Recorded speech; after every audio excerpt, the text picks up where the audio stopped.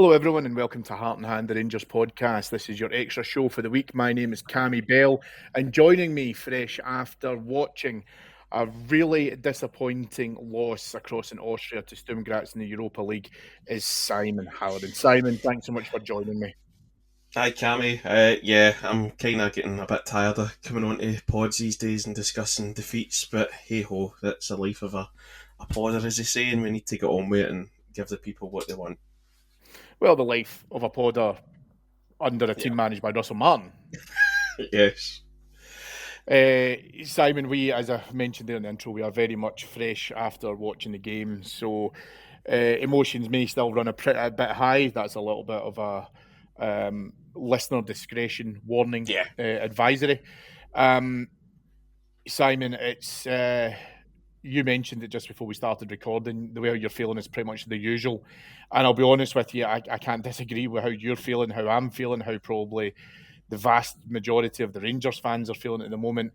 It was tough for me to get motivated for the game on Thursday night, and it really disappoints me because I felt exactly the same last week, where you just thought. I used to love being able to come into these games because we would see some a decent standard of football. Europa League at Ibrox and Thursday night's brilliant. Do you mean all that kind of stuff? And I was thoroughly disappointed. And away in Austria, it was no different. Rangers, as per usual, the masters of our own downfall with two ridiculously easy goals to be able to prevent. But again, we will always do that wonderful gift of our opponents where we will make them look better than they actually are. Because I did not think that Sturm Graz were any great shakes. No. But when you gift a goal in the 6th minute due to horrendous organisation, and then when you give away a relatively straightforward goal through a simple through ball from a free kick because your line is so high it may as well be standing in the opposition box, we make a tough job even harder. We do, and it's what we've done all season, really. When you look back to the start of the season and the so-called favourable games that Russell Martin had, Motherwell and Dundee, and then he had favourable starts in the Europa League, and they've both went to pot right away. I know the manager will point to last week's sending off, but tonight he tried to blame mentality issues. I'm sorry, that's not mentality that makes you uh, switch off at goals. That's just the way that he's setting these teams up. And for the second goal, especially, we'll talk about it. It's an absolute shocker to give away. To throw the players under the bus once again, it just sums the man up. We will get into Russell Martin himself, but yeah, it's just a real good start to the season could have occurred, and everything's been thrown down the toilet basically over these last 8 weeks or so. Champions League didn't happen. It was a long shot anyway, but the way it didn't happen was an absolute farce. And tonight, the start was an absolute farce against Sturm Graz. And as you said, they weren't any great shakes, and that's the worst part of it. It's the way we set up the team and the tactics that these players, because these players are far better than what they're showing. And we keep hearing about we're trying to change the culture. Well, the culture, whatever it is or what was wrong, we're far worse now than we were last season, and we were supposed to be really poor. The observers kept telling us last season, but it's got far worse. Everything that previous managers have done over the last 7 years in Europe, building up the coefficient, the points, the wins, just our standing in the game in Europe, especially in the Europa League, is getting chucked down the pan as well over these last 8 weeks or so. So yeah, I just really wish that this would come to an end sooner rather than later. I fear that it's going to keep on going now for another while, but it's so draining. Just watching the manager speak, just watching the excuses that he brings out, blaming everybody but himself, and that's the one thing he's done at all his clubs. He's blamed everyone but himself and his tactics. So he can moan about people being cheeky to him all he wants. The sympathy is gone a long time ago in that regard, and it is time for Martin to go. But it's time for the Rangers board to wake up and look at tonight. You had 1,000 fans travelling away. over in Austria, and you've still got the banners in the away end. So something's got to give soon. It's all well and good us talking about it, but yeah, it's another abject performance overall, I'd feel, tonight. And it's interesting you mention that, because I actually think that some of our brighter spells that we have had under Russell Martin have came purely as a fluke. And what I mean by that is, we get the last minute winner. Well, I say the last minute, in the 4th minute of 8 minutes worth of injury time or whatever it was against Livy on Sunday. And the second half tonight, I thought we played far better. We played a little bit of risk football because due to being 2-0 down at half time, he had to make changes.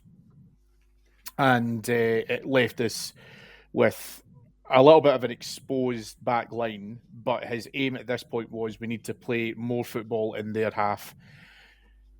His plan A is always get the ball to Gassama. That's it.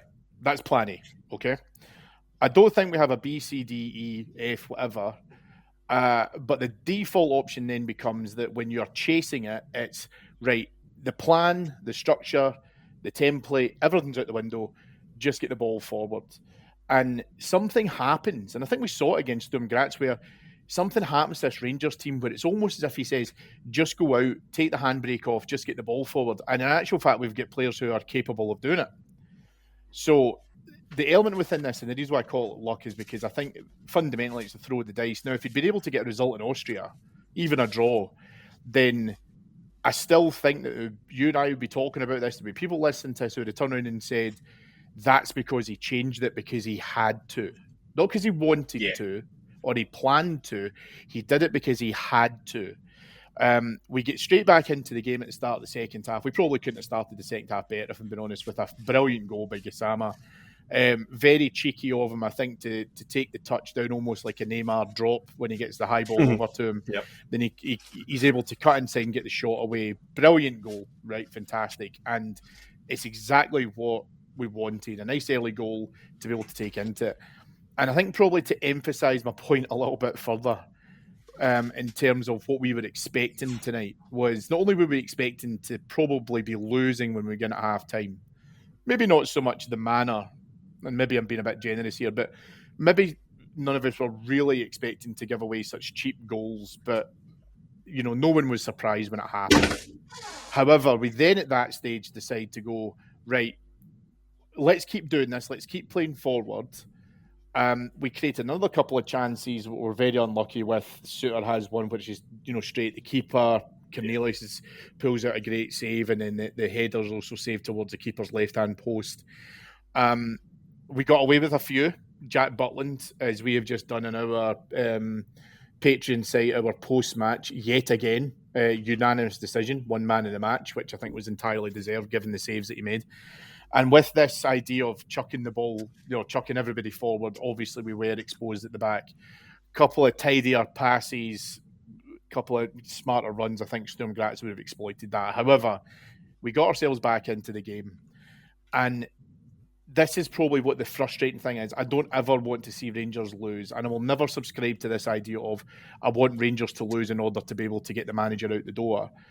But what I cannot stand is this idea of a manager who is so wedded to how he wants to be able to do things that has seen an entirely different Rangers team, in my opinion, been able to play like that and go, shit, do you know what?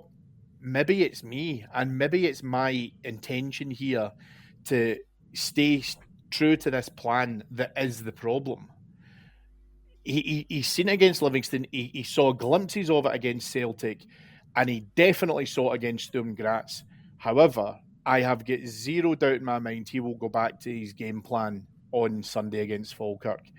And that's what I cannot stand. That's what's the really irritating part for me, is that you're almost inhibiting this team with your style that you want to implement. And there's a part of me, Simon, and you mentioned it there, right? But there's a part of me that thinks that it's fed by arrogance because he wants to be the one that wins the game through his plan, not what individual performances can do. And that isn't acceptable. And you're right, it has to change. I hope it changes, when people come to listen to this. I hope it changes at the weekend. I think it will happen when we get put out the League Cup semi-final against Celtic, because he's made mention again about mentality. Well, 2 European games within which your first one is at home against a team you had the capability to beat, but didn't. An away game across in Austria, which frankly recent Rangers teams in Europe would have absolutely wiped the floor with. You couldn't beat them. And let me tell you something, if you're worried about mentality in these games, and these games against Hibs, Hearts, Dundee, Motherwell, if you're worried about mentality now, head to a League Cup semi-final in an Old Firm where it's going to be a 50-50 split. You're going to have a problem. And unless he pulls something miraculous out the bag for that Old Firm game, I think that'll be the final nail in the coffin. Yeah, well, I'll be honest. I don't want him to get that far. I want him out over this international break. I still live in hope that we might just come to some sort of mutual agreement over then. But yeah, as you say, it's probably going to go on another couple of weeks. He'll get a win on Sunday against Falkirk. They're no great shakes. We should be beating them. Even Russell Martin should be getting a win there. But you're right in this whole style of play that it's all about him. He never admits his mistakes, and that's the way it's always been at MK Dons, at Swansea, at Southampton. And you just need to go back to all their fans. They were warning us of this back in the summer. So it's not new news, if you know what I mean. It's just soul destroying. Just seeing him do all this, put this style and game plan in, and then just rips it all up when he knows it's going to pot. And you see, the players are better suited to playing more on the front foot rather than this whole patient build and just lethargic style that Martin's got us under. It's just so bad to see. I just hope that when the change does come, that the players, I'm loath to blame a lot of them. That's the thing. There's one or two that have let themselves down, but I do feel as if a lot of them are getting a bit of a raw deal under this manager. The first goal that we conceded, Simon, I think, you talk about where it's players doing what they're told. The first goal, I am massively going to direct towards John Souttar. There are other points of failure. Chermiti is not strong enough to shield the ball away from his man, but John Souttar is in a position where his intent is to receive the ball if the ball is going to come back the way. But the minute that Tavernier looks to be able to take that throw in and go forward with it, John Souttar has to be able to get back into position. If you watch the still frame of Tav about to take that throw in, there's at least 5 Rangers players who are so tight to him that there's no expansion there for him to be able to try and exploit a bit of space. It is absolute schoolboy stuff. Souttar, for me, is so far out of position. He's so slow to react. And the reason as to why I find it so inexcusable is because he's been part of a defence that has conceded ridiculous goals. Part of that is his fault, part of that is other defenders, part of it is because of how he's been told to play. So that's not all sat on John Souttar's shoulders. What is on his shoulders is he should be anticipating that this Rangers team struggles to keep Waynes out of close. So even if that ball did get forward, and even if it did get to Chermiti, he can't play it forward because he's obviously the furthest man.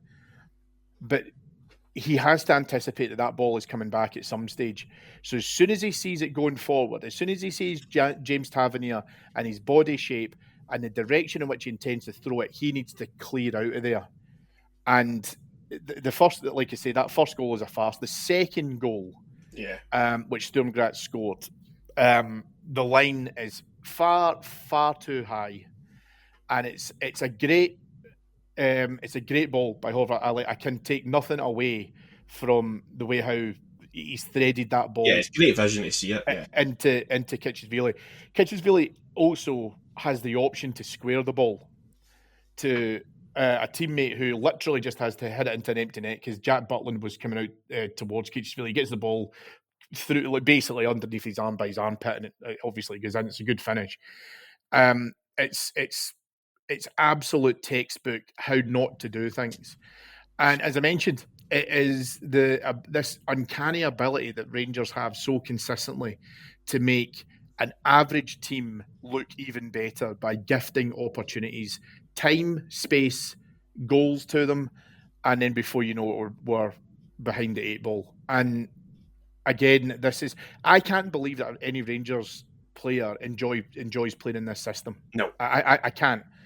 They're told what to do and they stick to these instructions rigidly. So 10 out of 10 for obedience, but 0 out of 10 for being able to voice where this fundamentally isn't good enough. If Jack Butland had put that high line 10 yards towards him and it'd come back, he can't, Horvat cannot play that ball along the ground. He has to hit a high cross in.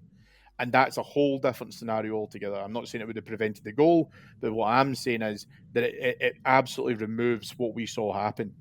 And it's so easy to play against Rangers at the moment. We're shit out of confidence. I was reading a stat earlier on, just before we came on to record. So under Russell Martin to now, of the 16 games that we've played, we've had 5 wins. Panathinaikos, Pilsen, Alloa, Hibs, and Livingston. Panathinaikos and Pilsen were good results, right? And we did well that night because they both had chances against us. Alloa should be winning it. Livingston, Championship, just been promoted from the Championship, so you'd hope to be winning that. And Hibs, I am absolutely convinced we would not have beaten if their handball goal had stood. That is unacceptable, and I have no idea why a tone deaf Rangers board are still keeping this guy in position. Yeah, I totally agree about everything you've just said there with it. You just look at the results, even in the wins, we were lucky to win some of them. Pilsen game apart, Panathinaikos game we could have been 3-0 down at half time.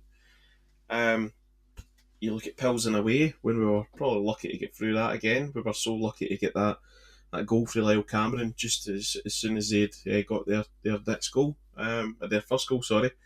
I'm just trying to think back. The Hibs game, you're spot on again about the handball for Boyle. If that doesn't get given, they probably go on and win that game.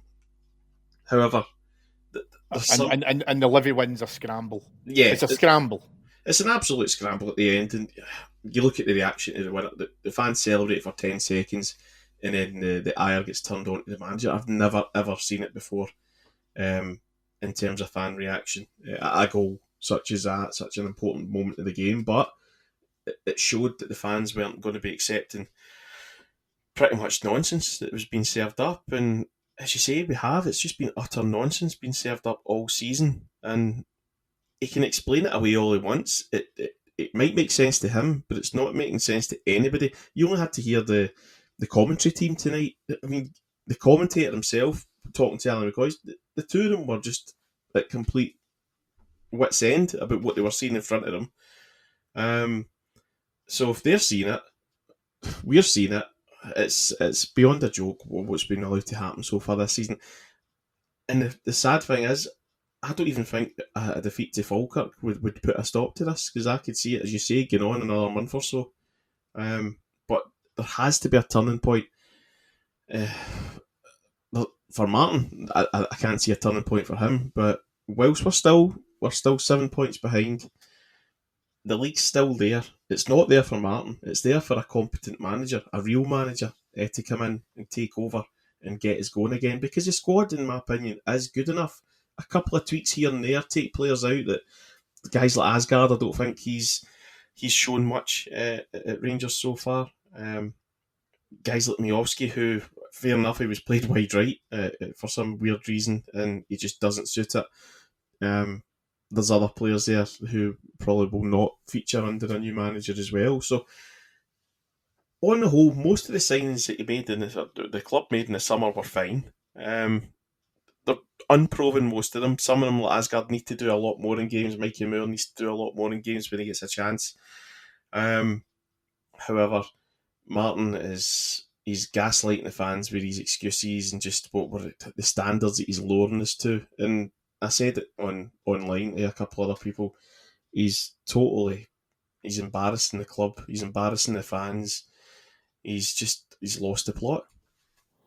Yeah, I mean, he made mention in his post-match about, the mentality and everything else as well, as we've said. Yeah, And that was the players under the bus again, by the way. yeah, I mean, yeah, I agree. And I think my problem is that I think the press conferences now are so sterile that I've given up listening to them a good wee while ago. I used to enjoy, the Gerard ones, and he used to have a wee bite back and stuff as well, and he could say a few things and all of that kind of stuff. But by and large, I just tend to kind of give them a bit of a kind of deaf ear, and so it, it I can't see a scenario of anyone telling him, you need to get away from this idea of talking about mentality or egos, anything else that he's kind of said, because the fans won't buy it.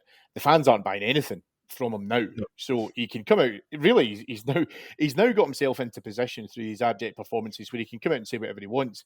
Well, he Because did. I actually think the fans are now at a stage where anger has now bred into apathy. People Mhm. just can't believe it, and he'll get some reaction for some fans, like about when he comes out and says certain things, like he did after the game on Thursday. But they almost now expect it, because they're not. The only way how he would stun the fans is if he came out and said, "I got it wrong. I Yeah, was the one who was at never fault," happened. and he's never ever going to do that. So now he's just at the stage where I think it's that perfect marriage. I think, Simon, of I think people. I'm not suggesting this towards people who at the beginning of the season, I don't want Russell Martin, blah blah, what have you. I don't mean it like that. I mean that what he's done since he joined Rangers. Just look at that in isolation. Forget Southampton, not everything else, Yeah. right? But just what you've seen from him at Rangers, he's been able to accomplish that perfect marriage of people not liking him as a head coach because of what they're seeing in the park, and people not liking him as a person because of the way he's conducting himself.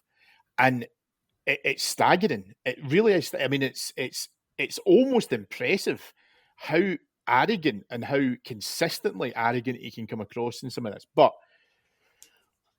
we need to talk about where the Rangers board are with this now. As a little bit of kind of side news, as most people will be aware, Rangers announced on Wednesday that Robbie Thelwell will be taking up the role of head of recruitment at Rangers. Obviously, two and two were put together, and Robbie is son of Kevin Thelwell. Um, it's not been met with any real degree of pleasure from the fan base. I'm not willing to put the guy to one side because he hasn't even set foot in the door. So I'm just waiting for him to see as to how he performs. And who knows? Maybe it's the eternal optimist in me that says, "Listen, he might be able to unearth some gold, and let's see as to how he gets on with it." I don't think he's been doing a lot of that at Norwich, and where he's been at in terms of Aston Villa and Wolves. Um, it's interesting to me when I saw that reaction. I expected it, to be honest, because I think Rangers. Every Rangers fan at the moment, the only thing they want to hear from Rangers right now is that Russell Martin has been sacked. That's the Yeah. only thing they want to hear. Everything else is going to be treated in the climate that we're into now: derision, of just general, as I say, apathy beforehand, anger, depending where you are on that spectrum, right? Um, what I think is amazing is that Rangers decided to be able to release this, thinking that in this current environment, this would be seen as a positive, where it's quite the opposite. Almost everyone that I've spoken to at the moment, the first thing that they expressed, they just rolled their eyes, Hmm. because they're like, it's almost as if this Rangers board is going to a sense of, well, how much further can we mock the fan base? Oh, wait a minute, I've got an idea. Now, as I say, Robbie Thelwell could turn out to be a great appointment. I think that as part of um, the overall footballing review that took place, I was a massive, massive advocate of that. There's other appointments which obviously have now been put into place as well as part of this intake. So my understanding would always be, well, if this has been born out of the review of the operating systems within the club and the processes, then maybe this is them resolving those gaps that they saw. They've brought in a new head scout and also a new data insights lead, and there's been some promotions within the club as well. So hopefully it works. Again, let's be optimistic in terms of what it is. But overall, this is a bad look. Oh, yeah. 100% is a bad look. If you look at the optics, just don't look good at all, really. If you look at the head scout or whoever it is that's came in, and the other two guys for Everton are ex-Everton. Kevin Fairwell, we know he's ex-Everton himself, so it's all pointing up to cronyism in that respect. He's bringing his pals in, people he knows, and people will say, oh, but he's bringing people he knows and trusts. Come on, if there was a thorough search done over the last couple of months with this root and branch review, and we've landed on a couple of guys for down the road at Everton, and looking at Kevin Fairwell's contact book, and he's turned up and went into the family WhatsApp group chat and offered his son a job. Come on, it's just. See if it was going on across the city, we'd laugh, and it did go on across there. It did go on across the city, and we did laugh because it was absurd, and they chased him out of town as well. So yeah, for me, not a good look whatsoever. The guy could be brilliant at his job, but nothing that is going to happen just now is going to be met warmly whatsoever, and he's going to need to have a really strong couple of months coming up in terms of his recruitment, and whether that, I don't know whether it's going to be recruitment to do with the men's team or for the whole club. And that's the thing, because Fairwell himself, senior, was supposed to be overhauling the men's and women's side of things, and well, it's not looking good in both regards. So yes, for me, you've got to give the guy a go, I suppose. It's not a great look. It's not his fault he's been hired. Of course he's going to take the job. He's probably getting paid thousands of pounds more here than he was down at Norwich.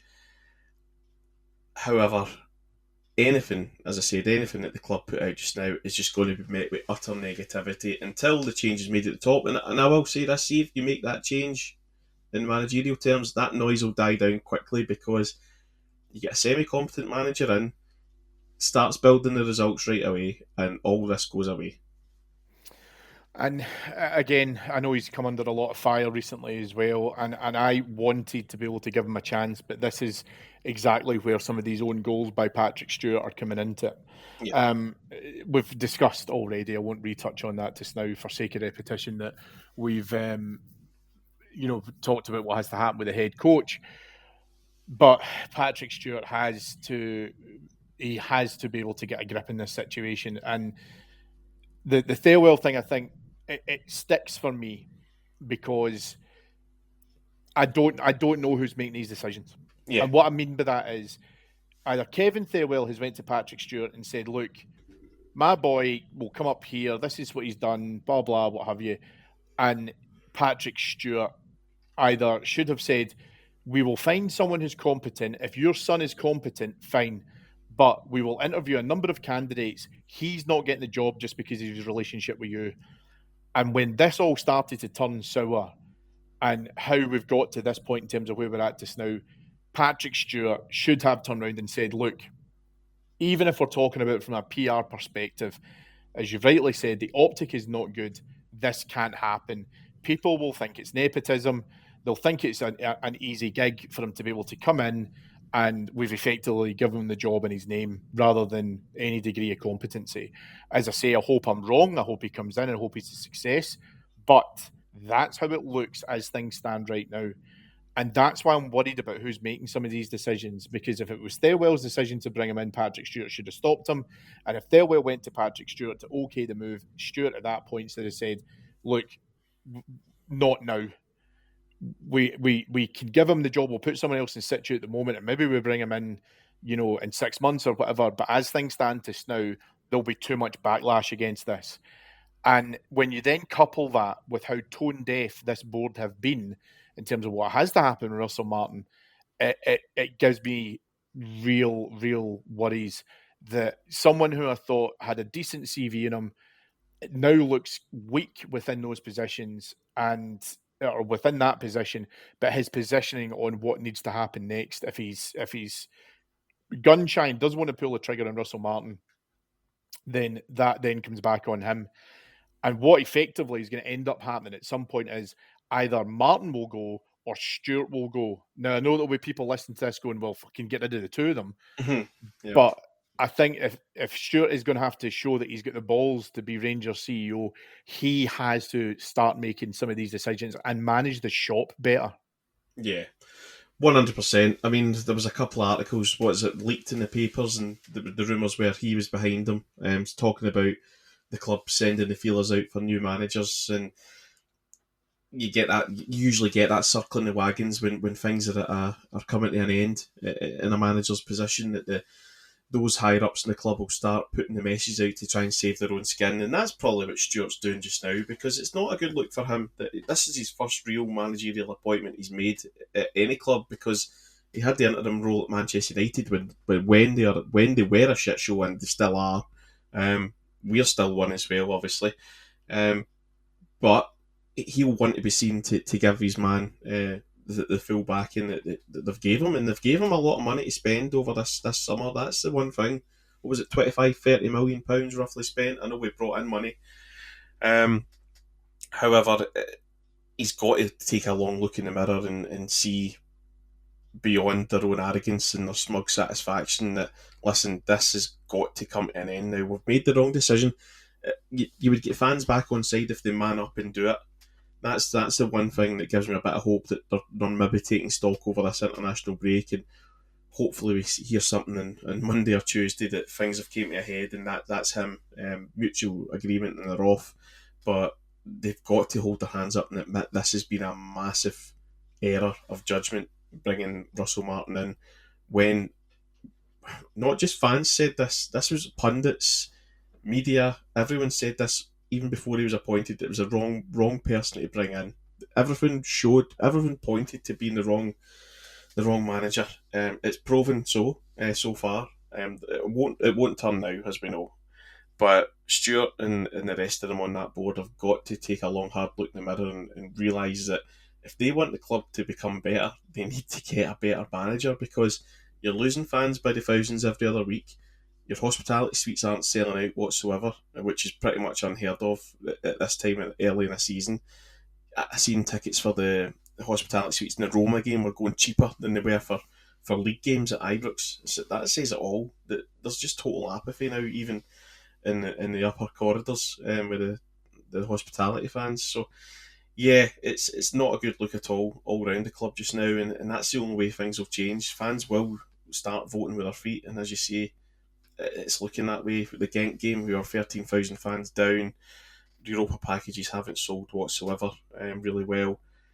You see them putting the free match package on again. I know they've done it last year as well when sales started getting pretty slow, but it's got to be time soon. They really need to look in the mirror here, as I said, and just make this decision, because there's far better managers out there looking for work just now who could easily get a turn out of this club. And if you make this change next week, there's a lot to play for. You're coming back to a European campaign. You'd be coming in still within touching distance in the league. You'll have a cup semi-final to come to, where you could turn it around, because I'll keep saying it, even though we're an absolute bin fire just now, across the road are just as bad. They've got away with it, so to speak, in the league so far. There's not any teams like Hearts have played them and made them pay yet, so it's still there for us just now, but the window of opportunity is closing, and it's closing fast in terms of making this change. That was my one message to anybody at that club, and who's making these decisions. Make the change over this international break. Give them Sunday if you need to, but make the change thereafter. And if it's Patrick Stewart who has to go to Kavanagh and whoever else, I know Kavanagh's not per se a football man. Patrick Stewart's worked in football for 20 odd years. He should know a shit show when he sees it. And this is. So the fans aren't for turning. The results aren't for turning. What you would get, Cammy, is you'd get the odd win like we got at Livy. You'd get a 2-1 here. You'd get a 1-0 win at home against somebody. You get a cup win against Hibs, as we've seen. But the bread and butter's the league. European games, we've seen four European defeats in a row now we've had this season, and obviously with a couple of defeats, or one defeat in the league, and then the rest is not really went well in terms of the draws. So it is time to make the change. Let's just admit the mistake was made. That's become the bigger men. That's what they need to do. Yeah, and listen, that's probably the message to all three of the guys that we've spoken about in detail. It is admit when you're wrong. That's it. Just Yep. admit when you're wrong, admit when you made a mistake, do what you can to fix it. So yeah, it will be interesting if any of that happens within the time frame that you're discussing. But let's talk about the next chance of Russell Martin to drop a bollock, Simon, and that's on Sunday as we head to Falkirk, and the heady heights of third place could be within our grasp depending on results. The Rangers could go from 7 points to 10 as we head into our seventh league game of the season. Yes, you've heard that correct. You've said it already, Simon. Rangers should be able to take on this Falkirk side and get a fairly convincing result. However, no one is convinced of that at the moment. I know that we've obviously mentioned the repercussions of what happens if we drop points again. But I said this time last week he had to be able to get a win against Livingston to save his job. Yeah. I'm saying the same thing against Falkirk. Absolutely, it is, and we know what that stadium's like. It's quite exposed when the wind gets up there and the weather gets up. It's not an excellent place to be playing football, and I'm pretty sure it's still like a synthetic park as well with some of it. So yeah, it's not an ideal mix. I do think we'll get the job done. It'll probably be similar to the Livingston game. That we start well and we get the goal, and then we'll inevitably do some nonsense, let them back into it. But if push comes to shove, I do expect us to get the win. It's the way we win. That's the one thing. And Martin's even said that himself. They always said that we want to win in a certain way. Well, Falkirk aren't the greatest of shakes. This is your chance to win in a certain way. You don't have that. You don't have that luxury. You don't have. You don't. You absolutely don't. As things stand right now, you don't have that luxury. No, you don't. Go and win 10 games in a row, and then you can win games however you want. I don't care, but you have to win them. That's the bottom line.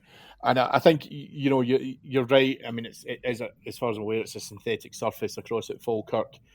I was going to call it Brockville there, but Jesus, it's not the mid-90s, but I can't remember what it's called now. But the Falkirk Stadium. Oh, there you go. Imaginatively tight. At least it's not a crazy sponsorship like Livingston that changes every week. One player who I do want to talk about with this game in mind is Chermiti. Chermiti was very unlucky, I felt, with a header off the crossbar against Sturm Graz.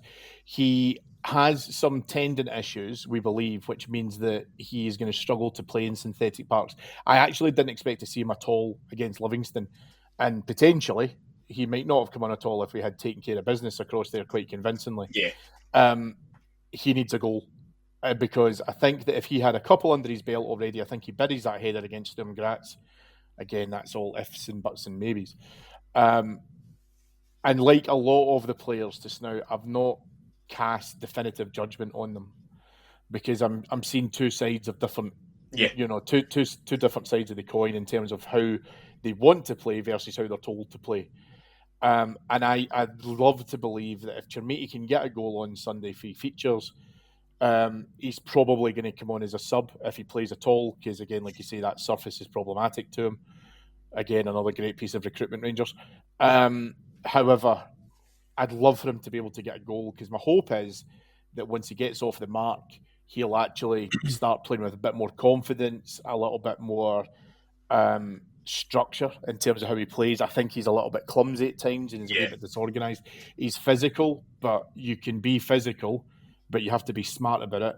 And his build, and again, like you say, how physical he can be, should be perfect for the Scottish game. But he's in his own head. He doesn't have anywhere near any kind of real form of confidence. And my hope is, Simon, if he can get a goal, again, if that starts on Sunday, then it starts to give him that real emphasis about being able to move up a level. But it has to happen for him. Yeah, it does. You could see against Sturm Graz there was glimpses of a player there. I mean, as you say, he was unlucky with that header, and then he had a shot in the second half where he's getting into the positions. He's just maybe not making the final decision correctly at the moment, and that can be said for a few of the players as well. But there's certainly something there with him. Do you know what it reminds? It reminds me of early Kyle Lafferty back when he first signed, where nobody was sure what type of player we were getting. Lafferty at that time came in for quite a big fee for a young boy back then, because we weren't really spending massive money. back in Walter's second spell. But that's who it reminds me of, where it could be that one goal and then he becomes that moment's player that you can rely on him to come in and step up when something's required. And that's just fair enough. £8 million, whatever it was, spent on him. It's got to come good soon, as you say, and he does need a goal. Whether he plays or not, I wouldn't imagine so. If we're saying the issues with attendance are flaring up, but I do agree with you that he probably wouldn't have got on last weekend if we were 2-3-0 up.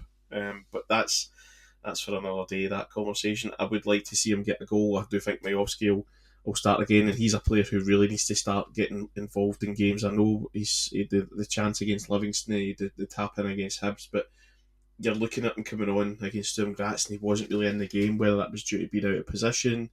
But I'd like to see him just get involved overall more. And again, that could be a tactical thing. Maybe the manager's telling him to hold fire and not fire into the way he did, not fire in the way he did when he played for Aberdeen, when he was kind of an all-round action player in terms of going all over the park, dribbling forward. I've not really seen that yet here, so I'd like to see that coming up as well. You're probably looking at guys like Asgard getting pulled out of the team for a rest. Joe Rothwell will come back into the side, guys like that. So, yeah, there's ample opportunity here for Martin to make some changes coming into this game. I'd expect a good few changes. I liked Cornelius, by the way, second half in that left back area.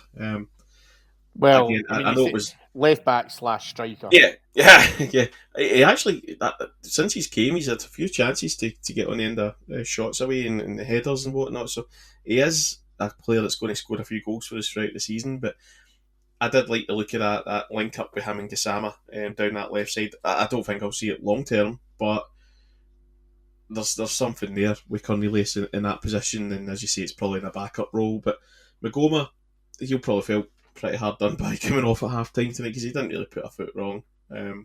But the manager went for the total experience in that second half with Cornelius moving over to that side. So, yes, it's going to be an interesting game against Falkirk. That's the one. I do expect to win, as I said, but is it going to be enough? I still think there's a chance. I don't know why. I do think something could happen over this international break, whether we win or not on Sunday. Well, long-term listeners of Heart and Hand will know that if Chermiti turns out to be as good as Kyle Lafferty, he'll have been worth every single penny of the £10 million that we're going to end up spending on him. So, yeah, I hope you're absolutely right there, my friend. If you'd like to hear more from us at Heart and Hand, head on over to our Patreon site, which is patreon.com/Heart and Hand. You'll get daily updates from Monday to Friday. You've got a whole host of Rangers-related content. And if you're sick of hearing about Rangers at the moment, we've got loads more variety for you in there as well in terms of the wider world of football across Europe, plus also some really good non-football related topics as well. Thank you to Mike Lee and Paul Myers. Thank you to you all for listening. And thank you very much to Simon, who has been doing a late shift tonight, mate. I will let you jump off the bed. But thank you for coming on. You hit the nail on the head earlier on when you said sometimes it's been difficult to come on and do these pods. I found it quite cathartic. They're a little bit of a little bit of a balm in some of these tricky times. But listen, I love talking about Rangers with you, my friend. So thank you very much for coming on. Yeah, likewise, and just thanks Andy for listening. Cheers. David will be back with you on Monday on the flagship to unpack the Falkirk game. Hope everyone has a brilliant weekend. Enjoy yourselves, and we'll speak to you again soon. Bye-bye.